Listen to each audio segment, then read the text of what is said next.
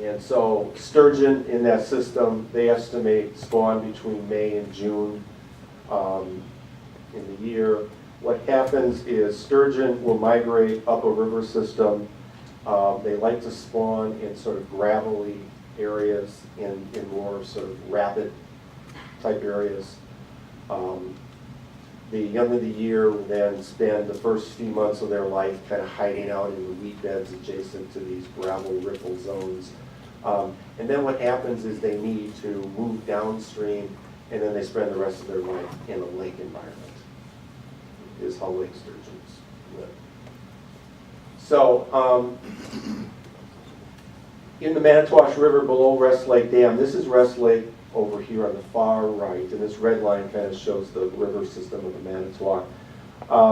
Really the only area that sturgeon can survive in this system at the upper part here is right up against the dam. It's where it has that gravelly bottom that they need to spawn. It has a couple of lakes. You've got Vance Lake, Sturgeon Lake, and Benson Lake, which are three small lakes on the river system itself that they need to move into after their first year of life, and that's where they'll spend their time. Some of them will migrate all the way downstream into the Turtle-Flambeau flowage,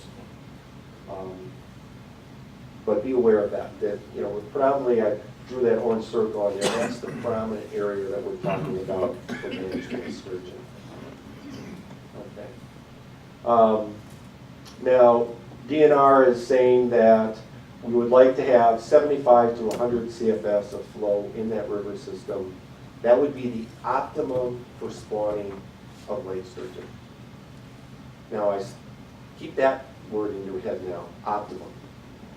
That's, to me, that's 75 degrees for me, low humidity. Because we're going to get back to that term. Okay, so let's get back to this table again. That's why DNR has set these levels of flow out of the lake, because they want to try to maintain that optimum spawning habitat at all times. Now, what they say here, this is a graph that the U.S. Geological Survey put together, and it's confusing, so I'll try to explain it. This green line is the level of the lakes. These other colored lines are flows in the river, so they're trying to show two things on one graph. That's why I got a scale on one side and a scale on the other. And this is January through December. So one of DNR's arguments is, and let's look at the blue line. The blue line is the mean of 38 years of record from Xcel Energy, from 1973 through 2011. So their concern is that when we refill the lakes in the spring, that we drop the flows in the Manitowish River downstream, and that's impacting the spawning of these sturgeon. And then they also make the argument that when we draw the lake system down, we kind of create this temporary flood, is what they talk about. Now, let me first say I own no interest or stock in Xcel Energy. I've never met the operator of the dam, and maybe he's in the room today.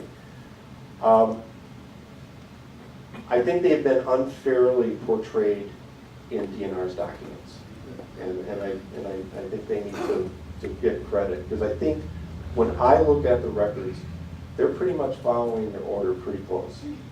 There may be a dispute over, when they get the lake up to the summer elevation, by 30, 40 days, but there are comments. I'm not going to read all this stuff, but it says only minimum flows are passed downstream. DNR makes that comment. They go on to say, during the time the minimum flow passing downstream creates drought conditions on the river on an annual basis. They're saying every year. I'll pass this one. So DNR hired the U.S. Geological Survey to do an analysis of what is the natural flow of the Manitowish River, because it's not natural today. We've got the dam, we've got the lakes, We got the cranberry operations. There's a lot of things going on here. This graph is unreadable. There's too much information here. This is showing that 38 years of record. So what I did is I tried to summarize this down into something simpler to look at. It's part of what I do as a living. As a professor at Marquette University, one of my specialties is trying to look for trends in big data systems. So what I did here is I put together these, what might seem confusing, but let me explain because it kind of summarizes things hopefully easier. These things on here are called box plots. And what a box plot does is it takes all of the data, in this case for a given month, for that 38-year period, and it puts it into this basically range. So the idea here is this box represents 50% of all the time.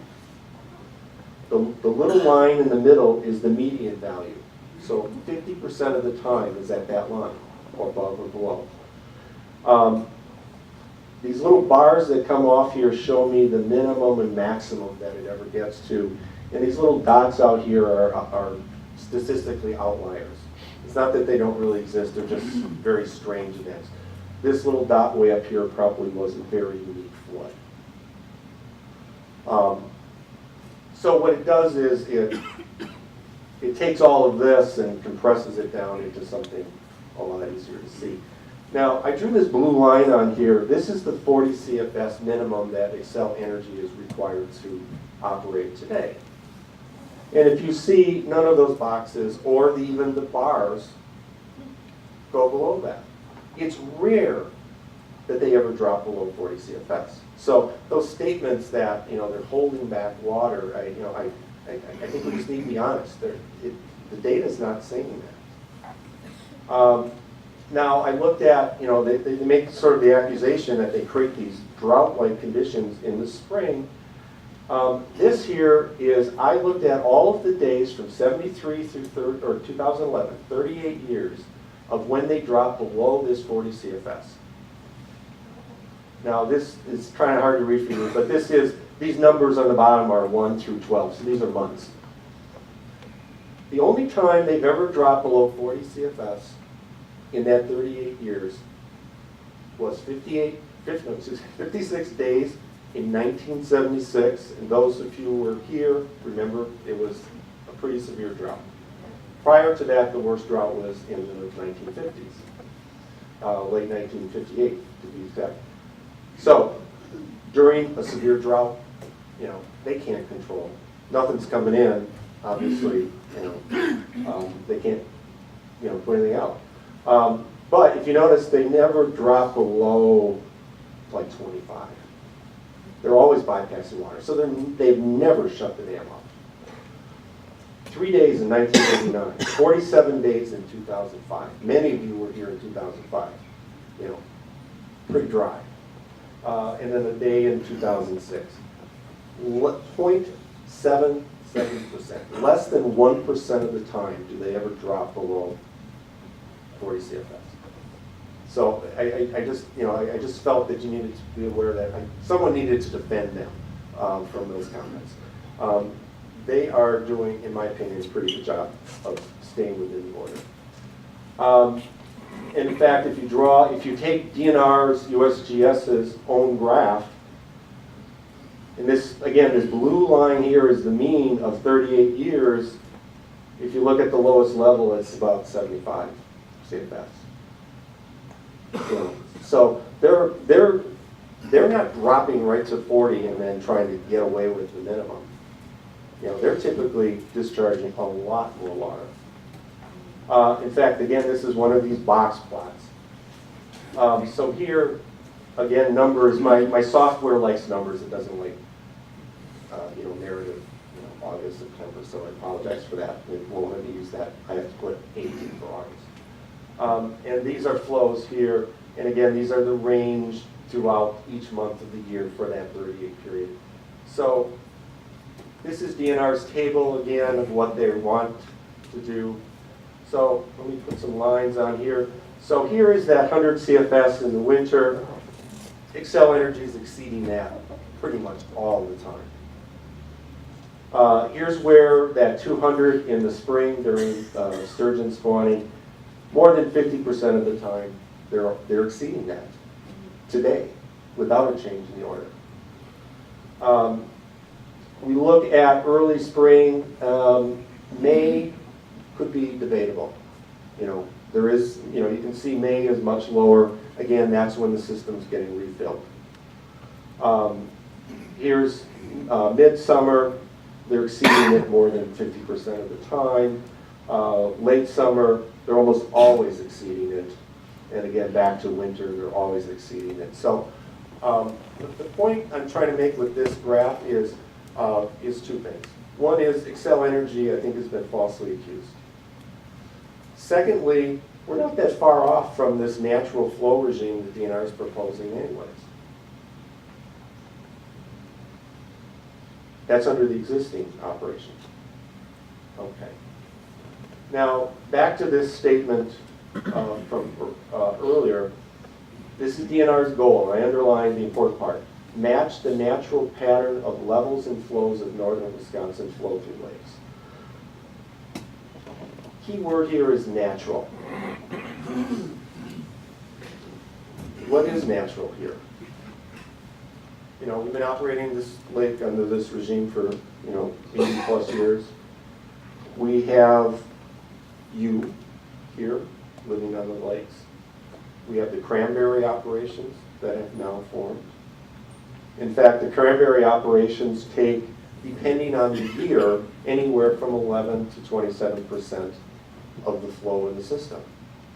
And that 27% is during droughts, because they need water for their operations. And I drink cranberry juice like many of you in the room, so I